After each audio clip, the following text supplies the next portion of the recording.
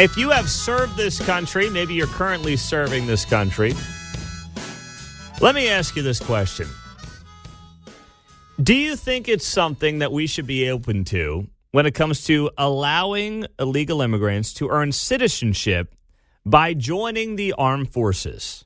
Now, before you laugh out of your... What? That's insane. Which I generally agree with you on that. A small part of me, very small part of me, is sitting here as I've been looking at this story this morning and wondering whether or not there's some merit to it from the standpoint of saying, well, if somebody is willing to give their life for this country and put their life in the line for this country, why shouldn't we expedite their legal standing in America? We know that right now, recruitment for the armed forces, just like law enforcement here locally and around the country, is really struggling. It's at, in some cases, all-time lows. We do not have people who want to serve. Now, listen, the government screwed itself in many cases when, they forced the COVID shot on the people in the military when it wasn't preventing the spread of COVID, and we knew that very early on. And on top of that, you got people who are willing to risk their lives, and you're literally sending them home from the military because they weren't getting a shot that, by the way, young, healthy people, generally speaking, we now know, did not need, and it was not preventing anybody else from getting it. It was maybe protecting you, but it was not preventing you from still getting COVID and then spreading it. So we had that mistake that we made in our policy with our armed forces. And now it's like, geez, I can't imagine why recruitment's so tough. But this was something that was debated yesterday. Senate floor, Dick Durbin, right on the other side of the state line to our east of Illinois. He made the pitch that illegal immigrants should be able to join the military, and in turn we would expedite them to becoming American citizens. 913-408-7957. That's the studio line and the text line here on KCMO. I'll welcome you into the conversation after you hear from Dick Durbin of Illinois. There's also an incredible demand for legal immigration into this country even now. The presiding officer, my colleague from the state of Illinois, has legislation which addresses one aspect of that. Her bill, and I hope I describe it accurately, says that if you're an undocumented person in this country and you can pass the physical and the required test, background test, the like, you can serve in our military, and if you do it honorably, we will make you citizens of the United States. Do we need that? Do you know what the recruiting numbers are at the Army and the Navy and the Air Force? They can't reach their quotas each month. They can't find enough people to join our military forces. And there are those who are undocumented who want the chance to serve and risk their lives for this country. Should we give them the chance? I think we should. That's Dick Durbin falling asleep on the Senate floor yesterday, talking about how illegal immigrants should be able to become American citizens if they're willing to join the military. Now, the text line, you guys got to it before me. This was going to be my next part of the conversation. While I think it's great that somebody is willing to risk their life for America and that there should be some value in that and that we should reward that in some capacity, this texter brings up an outstanding point. 8697. Pete, I think it's dangerous to put someone in the military if we can't check their background. Bingo. That's exactly right. How do you know what you're getting? Just because somebody says, yeah, I'm here illegally and yeah, I'm willing to fight and die for this country so I can become an American citizen. Sure, sign me up. How do you check out who that person is? I mean, I guess you would find out whether or not they're on a terrorist watch list group or something along those lines, but you still don't really know anything about them, which makes this a dangerous proposition. And then I also think about what that would do for just morale, generally speaking, in the military with the men and women who are in it right now. And there's many of you who have served or who currently are serving. And I could see that creating, at the very least, an awkwardness or a level of mistrust. And the one thing I know is this: if you have mistrust in the military, if you have a level of mistrust between people in the military, that is an operation and that is a group that is bound to fail. You cannot lack trust. And if you are lacking trust, because let's say you're an American citizen and you're like, okay, what's the intentions of this person who is not an American citizen? And then vice versa. Let's say you're in the military and you're like, hey, those guys, those gals, they're not trusting me because I'm technically an illegal immigrant. That creates a whole new slew of issues. And then also the language barrier.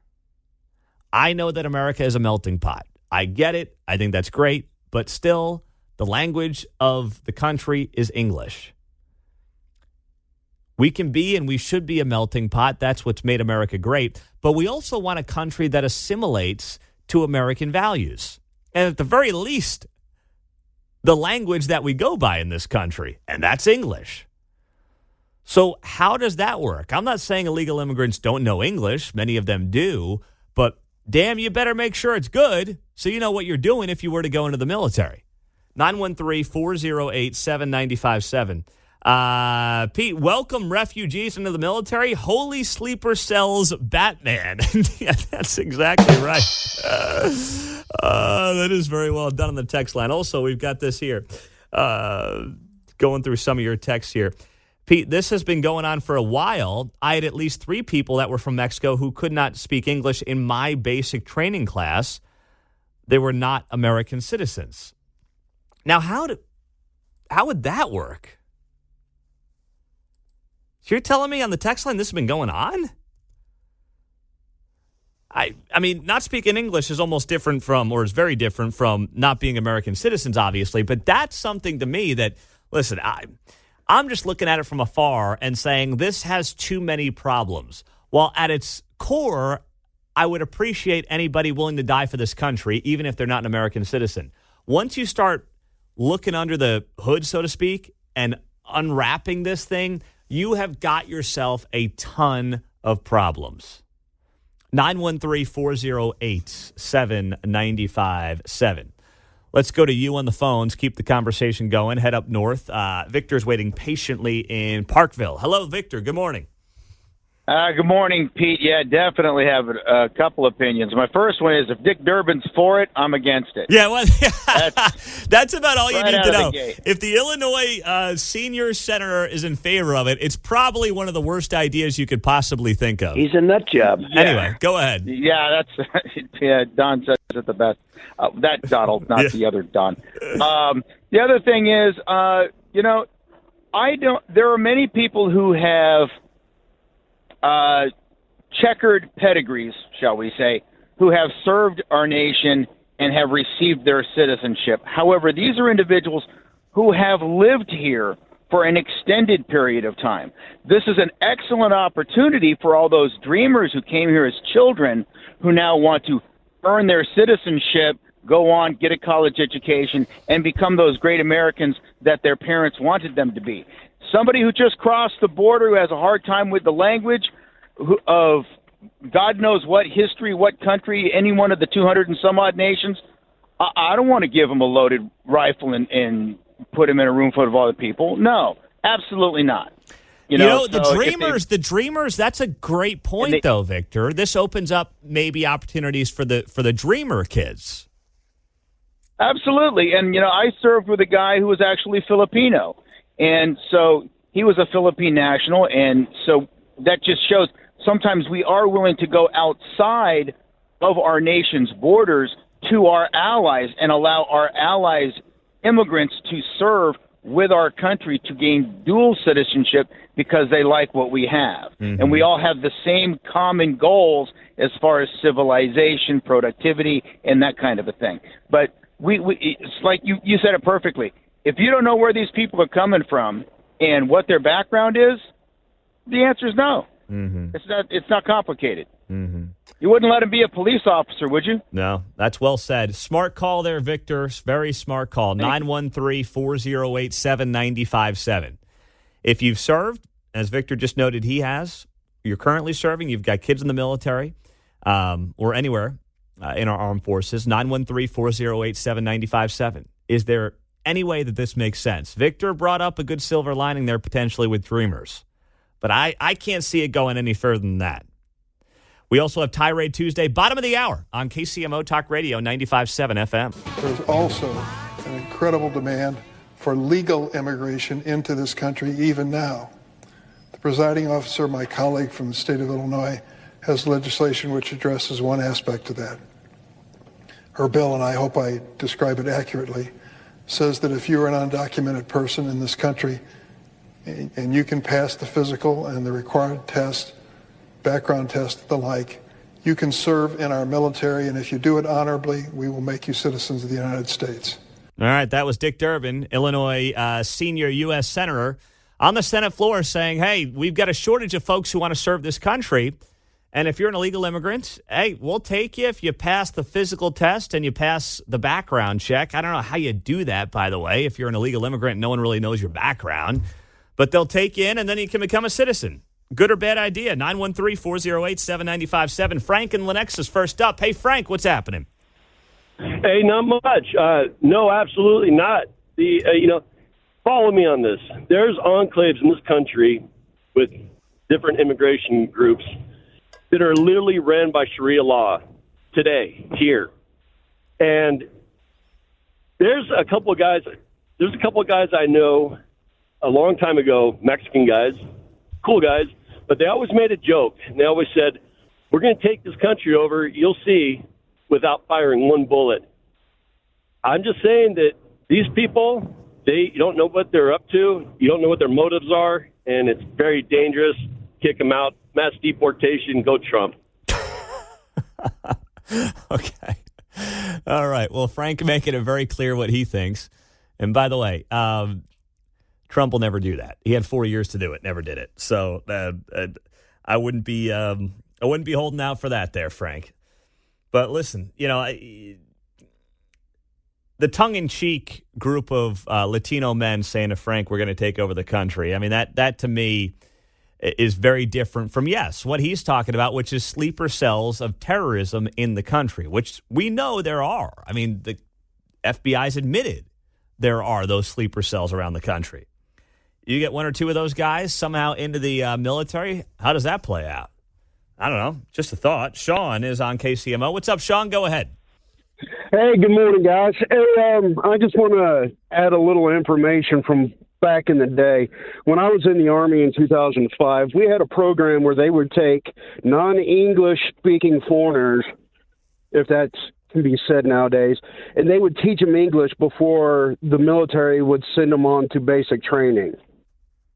Now, to pass that class, they had to reach a certain level of proficiency in the English language, regardless of their background, regardless of where they came from. So we've already been implementing this policy of letting people in that can't speak English, regardless of their background. Well, if they're American citizens, but here's the thing. Let me ask, if they're American citizens and they just struggle with English and they want to serve this country and they just need to get their language barrier broken down, so to speak, I think that's fine, but that's very different from what Dick Durbin's proposing.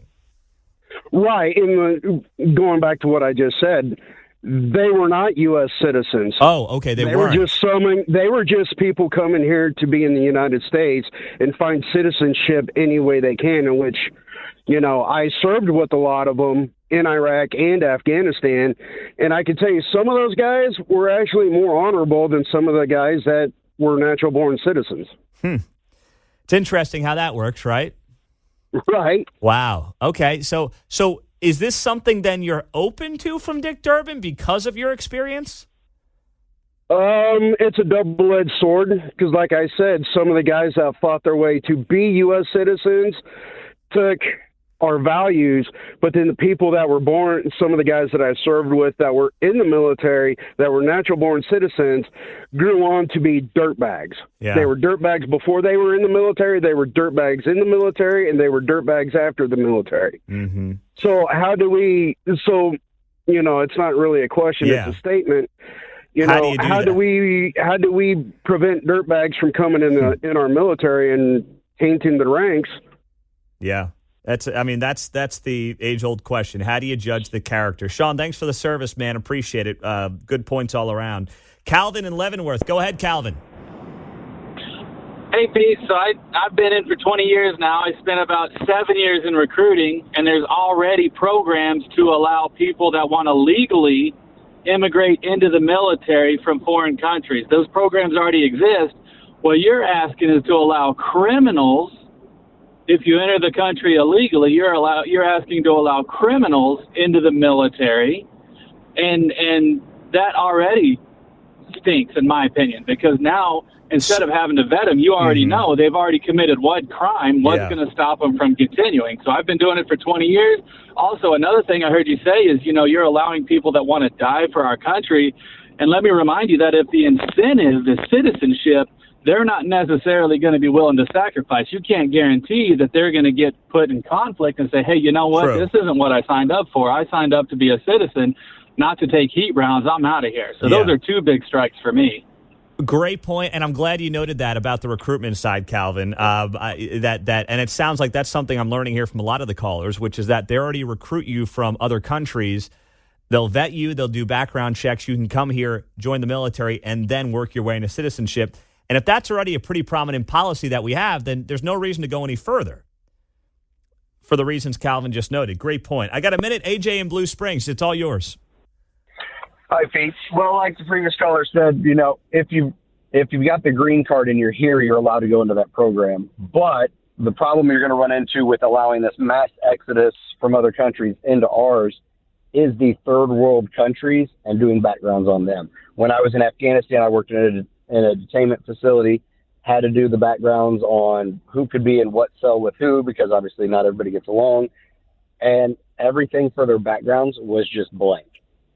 Because they didn't know their birthday, they didn't know where they were from, they didn't know any of this stuff. So doing the backgrounds appropriately for those stateside is going to be a nightmare, especially for the ones that are, like the previous caller said, here illegally and already committing crimes. Excellent, AJ. Thank you, man. You guys are the best. I mean, that's outstanding work by the callers. That's what makes talk radio great. Excellent insight. Coming up next, Tirade Tuesday.